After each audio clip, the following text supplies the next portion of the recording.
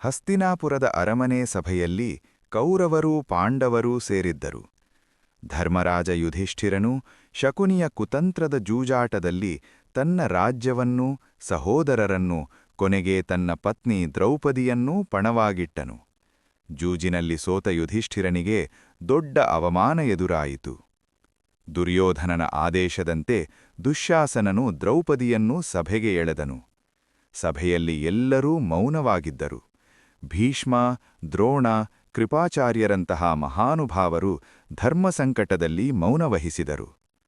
ದ್ರೌಪದಿ ಎಲ್ಲರ ಮುಂದೆ ನ್ಯಾಯವನ್ನು ಕೇಳಿದಳು. ನನ್ನನ್ನು ಪಣವಾಗಿಡುವ ಹಕ್ಕು ಯುಧಿಷ್ಠಿರನಿಗಿತ್ತೇ, ಆದರೆ ಯಾರಿಂದಲೂ ಉತ್ತರ ಬಂದಿಲ್ಲ. ಅವಮಾನಕ್ಕೆ ಗುರಿಯಾದ ದ್ರೌಪದಿ ಭಗವಾನ್ ಕೃಷ್ಣನನ್ನು ಶರಣಾಗಿ ಬೇಡಿಕೊಂಡಳು. ಆ ಕ್ಷಣದಲ್ಲಿ ಅದ್ಭುತ ಸಂಭವಿಸಿತು. ದುಶ್ಯಾಸನನು ಎಷ್ಟು ಪ್ರಯತ್ನಿಸಿದರೂ ದ್ರೌಪದಿಯ ವಸ್ತ್ರ ಮುಗಿಯಲಿಲ್ಲ. ಕೃಷ್ಣನ ಕೃಪೆಯಿಂದ ಅವಳ ಮಾನ ಉಳಿಯಿತು. ಕೊನೆಗೆ ದುಶ್ಯಾಸನನು ದಣಿದು ಕುಸಿದನು.